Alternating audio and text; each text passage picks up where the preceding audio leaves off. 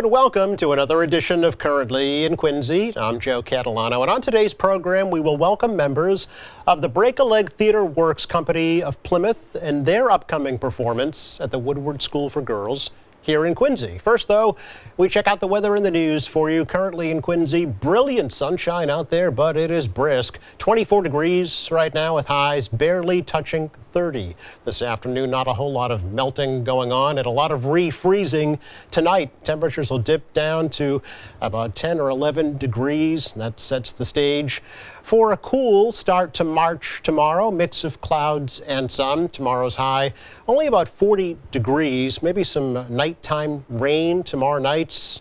And Wednesday, lots of sunshine, just a few high thin clouds. A little milder. Highs Wednesday into the low 40s. We could see some snow showers on Wednesday evening. And then Thursday, partly cloudy, still rather chilly. Highs Thursday only in the mid 30s. Again, sunny, 24 degrees in Quincy right now. In the news today, 19-year-old Julius Hammond Desir from Maynard will be returning to court next month after pleading not guilty to that fatal shooting at the South Shore Plaza in Braintree back in January. Hammond Desir is being held without bail after pleading not guilty to the shooting death of 26-year-old Dijun Beasley on January 22nd. The prosecutors say Hammond Desir shot Beasley right near the Forever 21 store after Beasley reportedly looked at him, quote, the wrong way. Beasley was with his girlfriend, and she was reportedly walking her 3-year-old child in a stroller when that shooting occurred.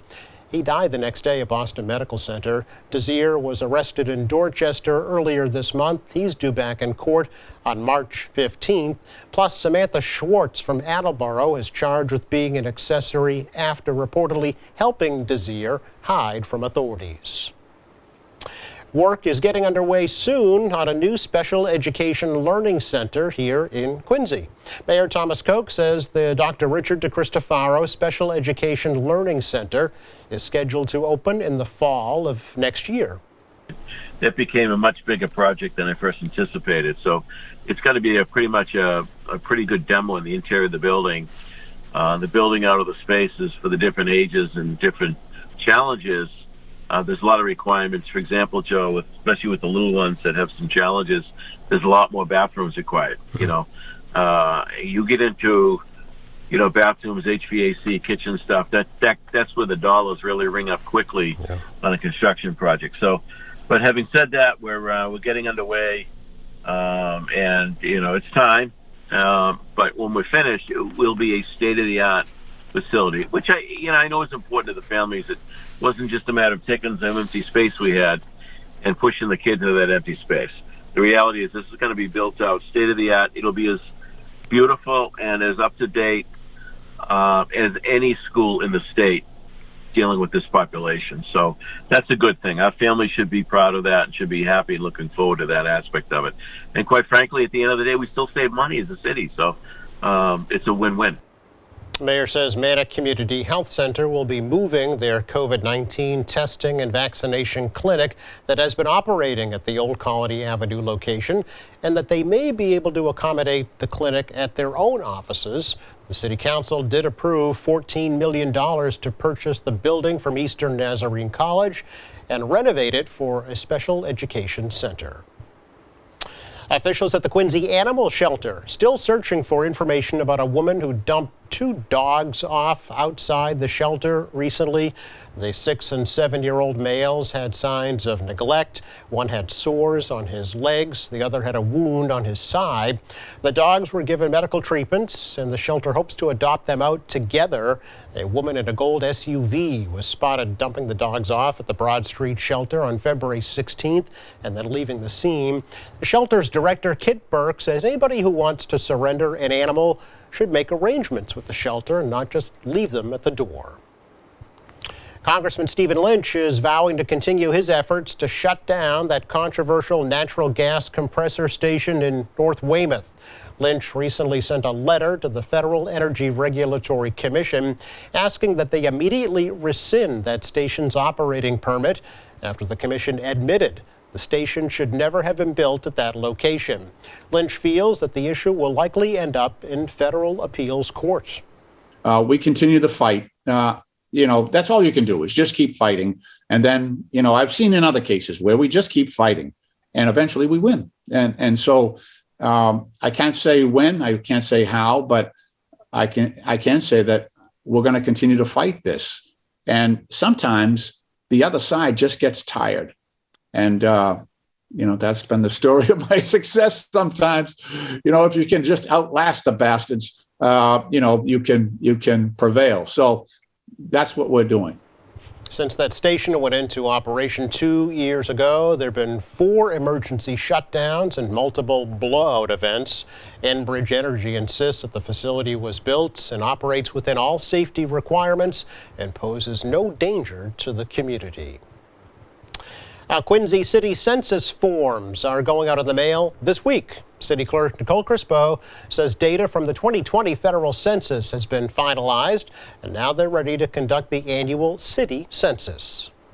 We had to analyze the data that was sent over from the state for our new wards and precincts with the redistricting plan. Okay. So that is done.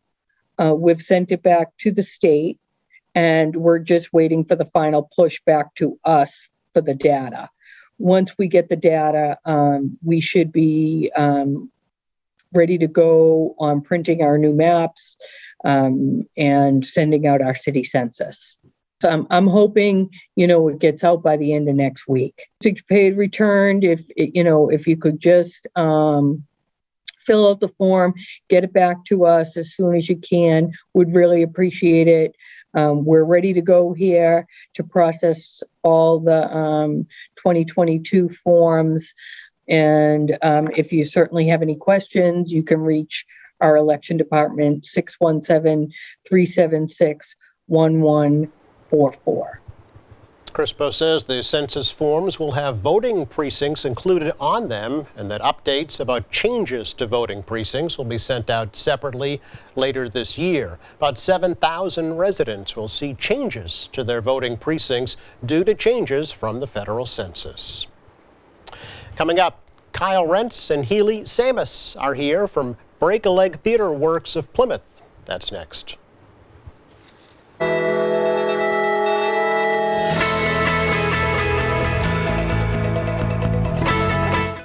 Welcome back. Today we're going to learn about the Theater, Music, and Rhetoric program at the Woodward School for Girls here in Quincy, run by Break a Leg Theater Works of Plymouth, and the co-founders, co-directors of the theater company in Plymouth are here.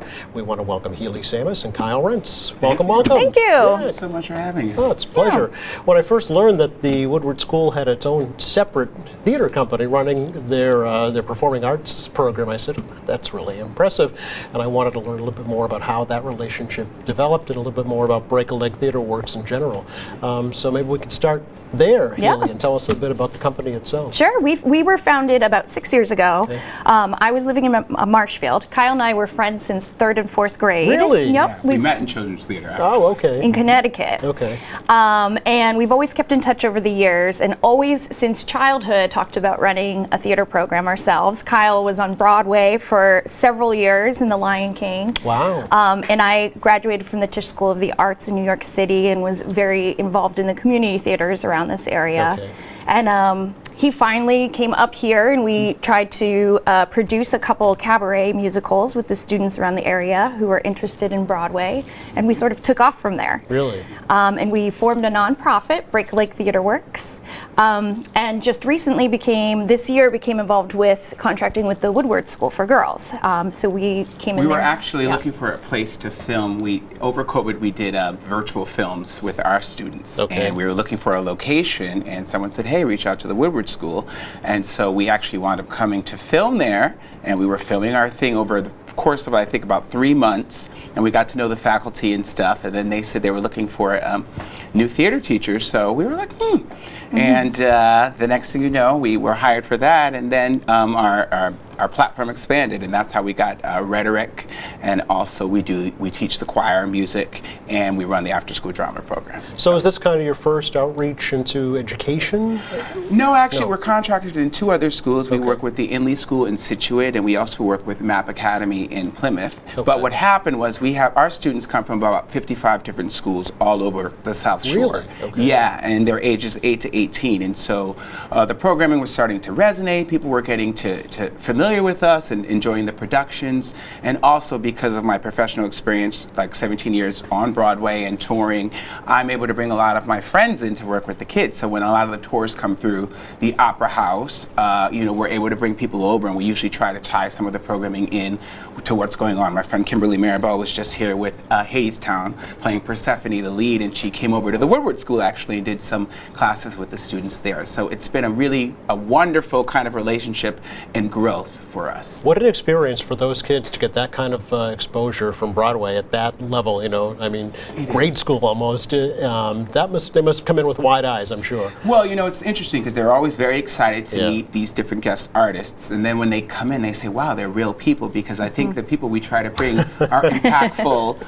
and across the board, not just on stage, but this is my life. Let me tell you a little bit about my struggles and the triumphs to get here. So. Yeah, but they may seem out of touch, to somebody who would not have that chance to meet them at that level, that intimate level. Great experience. But neither one of you really have a teaching background, so I'm just curious about how that relationship developed, because you really seem to gravitate toward that. Yeah, I for 15 years I did work in private education. Oh, you so did? yes, Okay. I did. I worked at a private learning center and opened a couple of the centers under this program.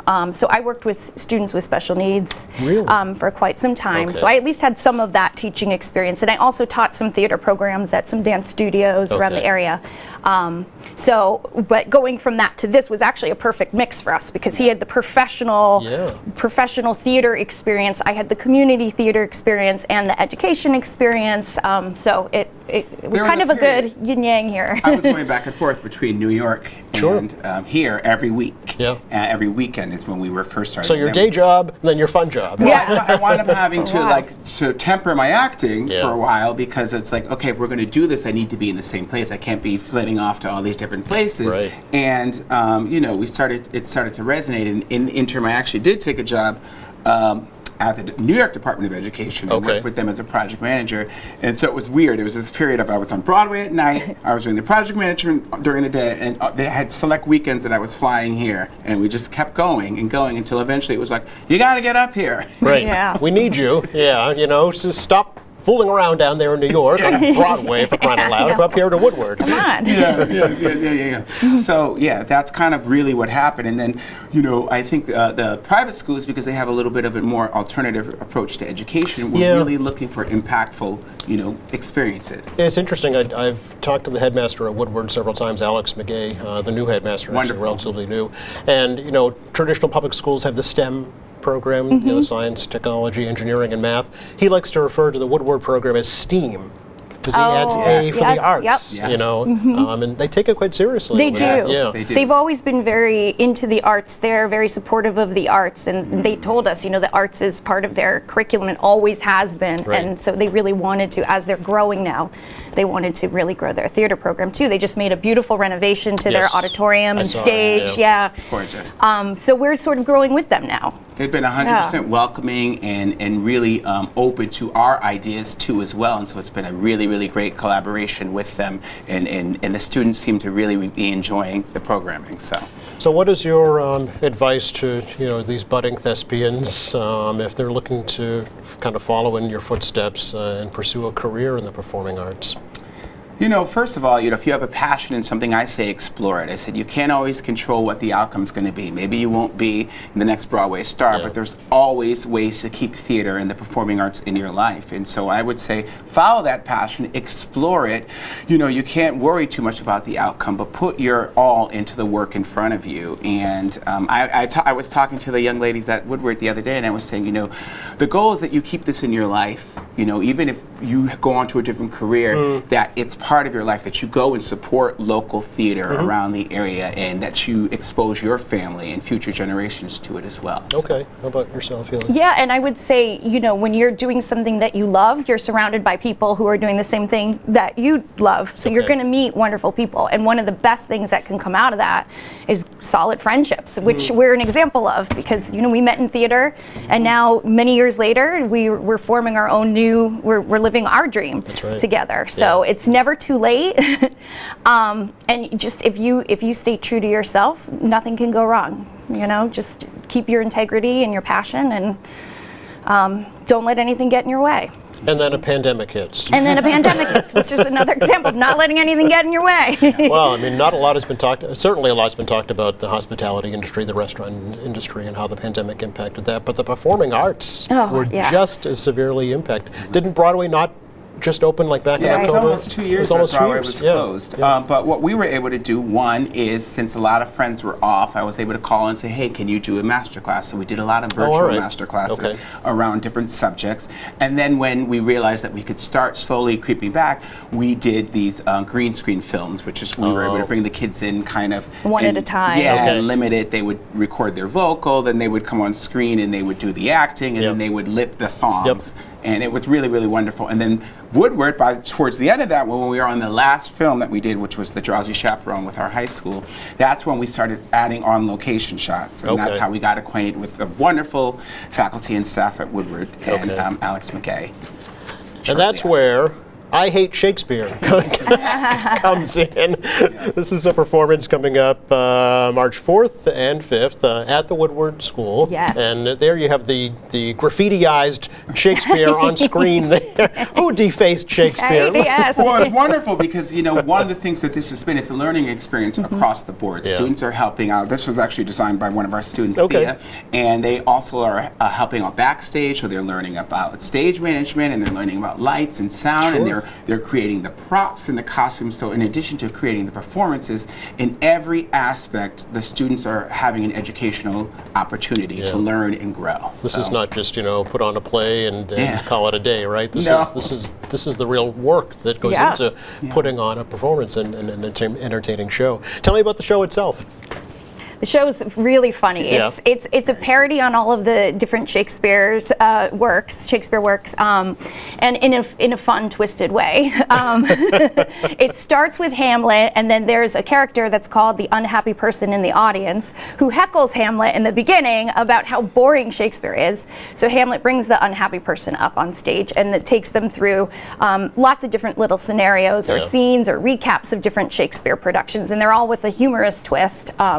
So it's great. There's about 20 different roles, so there's lots of students involved. Some are doubling or tripling up on different roles, but they all get to explore different pieces of Shakespeare in a fun way. And you Okay. will hear some of the iconic soliloquies and passages that you know Okay. from Romeo and Juliet and Richard Yep. III and Macbeth and Hamlet. And we go through They're a mixed gamut. in there. And then some of them will be flipped on the script and just told, like, you know, on the Jerry Springer Show or the Dating Game with Jim Lang. It's been really? really fun to watch the kids sort of learn about these different shows that they're like, who's this? And Yep. then you tell them about this, and also to have the Shakespeare integrated throughout the piece. Who wrote the play itself? Steph DeFerrier is like how we say her last Steph name? DeFerrier, I believe, and her, the first production took place down in Chatham, Massachusetts, Oh. at the Chatham High School. It's the Okay. first production ever there. So she's actually going to zoom in and speak with our students during the production weekend, next weekend, Okay. and talk directly with them, which will be great that they'll get the chance to meet the author. And have a Q&A with her. Yes. Yeah. Well, when I first read the title and saw that poster there, Yeah. I think a lot of high school lit students can sympathize. Yes, with right? They It's a Hate catchy Shakespeare, title, too. right? Exactly. Yeah. It's been great to see them, though, explore the text and really unpack it and get Yeah. familiar with it, and also bring it an authentic approach to it and a modern sensibility, Yeah. while also honoring, the text. Right. So it's been really, really fun, and I think rehearsal's been just a joy. Okay. All All right. Yeah. Are either of you in the cast, or? No, we're direct. Oh, We you're were actually there 4.5 hours last week, making sure the lighting was great and all the props, Yeah. and the set pieces hit the right places, because we want them to walk in this week and just enjoy the last week, Tech Week, as you know. Well, we do have some cameos from the faculty at Woodward, Oh, though. oh, the kids will love that. Yes, I'm they sure to will. see their So- teachers on stage. Of course, is that's this- always the best part. Yeah. Is this open to the public? Is this? It something- is. It is. Absolutely. It is, Yep. okay. Yes. Anyone who's interested, you can go to the Woodward, the woodwardschool.org Yes. website, and there's Yep. that picture of Shakespeare. Yes. You just click on that picture, and then you can decide which performance you'd like to attend. Okay. There's one on that Friday night and one Saturday matinee. Is this Yeah. kind of the first in-person performance since COVID, would you say? at Yes, Woodward? for the, at Woodward, First yep. play, yeah, Yep. yeah. Yeah, we did do concerts, but Holiday this concert. will Okay. be the first play since COVID. Now, are students also involved in the set design, the costumes? Yes. They were? Completely. Okay. Yeah, they took 100% ownership of that. They formed their own props club, and they created the set pieces and the Really? props. We had another young senior. She took the charge of all the costuming and is working with the whole cast. So it's really awesome to see the They students made taking these charge. signs, yeah, that are come throughout that tell you what Shakespeare plays up while Yeah. you're on, and then if there's another thing, if it's the dating game, they'll have the logo of the dating game. Yes. They did a lot of really great creative work collaboratively together. And then what's wonderful is it's 6th grade all the way up to 12th Yes, grade. right. And Right. they're all Yeah. working together in different capacities, and it's just been great to see them bond, but also people take charge in certain areas and kind of lead by example. for Yeah, but the younger skills they're students. developing too in doing all this organizing and this, scheduling Yes. and making sure folks are working together. Those are skills that will transfer Anywhere, yeah. anywhere outside of Woodward and outside of the performing arts Yeah. in general too. Healy, what do you think the future of community theater is here in Massachusetts? I think that it is very optimistic Really? because, I mean, now that the pandemic is ending, I think we've learned how important the arts are. We worked with our students over Zoom for a good year and a half or so, and it was their only outlet. We would come on just to sing. Art is therapy, and I think now that we're coming out of this, hopefully soon, Hopefully, yeah. I think the arts will flourish because everyone is craving it. They're craving live theater, and I think we've just seen how important it is in our society, and with for personal reasons for the students to be involved.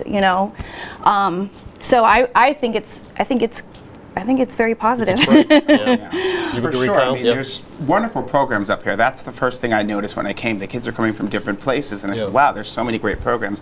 But I remember telling our Break-A-Leg kids during the pandemic when we were filming the movies, I said, I promise you, when you look back in 30 years, the feelings of uncertainty and fear you're having, I said, they will be a little bit further in the rearview mirror, and you'll be thinking about how you felt when you made this movie, and you have the experience to carry with you the rest of your life. And that's what we're trying to do with each of these shows. Is the hope is that they learn a little bit about themselves, that they grow a little bit as people, and also that they just get more confident for entering the world in whatever capacity they choose. Do you think there is a play in the future about a pandemic? I mean, Oh, there's already so many. Oh, is There there were so really? many Yeah. plays and monologues and things that came up right away. Okay. And we really tried to integrate a lot of that into our curriculum across the board. But definitely there'll be more. I'm sure some great. The next Hamilton's probably been written during this COVID time. the musical, maybe. Sure. Speaking of music, tell me about the music during I Hate Shakespeare. Oh, this is a straight play. So so okay. there is no, but we're going to pivot right away as soon as this production's over, and we're going to be doing the first musical at Woodward through Break-A-Leg. But And there is a lot of homage to, there is sound and music and things that you hear throughout that we pay homage to different eras and genres of things. So you'll be laughing a little from that. We're going to be checking that this week. But yes, then we will turn to a musical. Okay. Also open to the public. See, I Yes. think that's the great thing is you're making performing arts accessible to the community. Yeah. Yes. And who knows, maybe aspiring performers in the future will see themselves in that and follow that passion. Sure. Right. Again, it is I Hate Shakespeare Yes, at the Hate Woodward Shakespeare. School.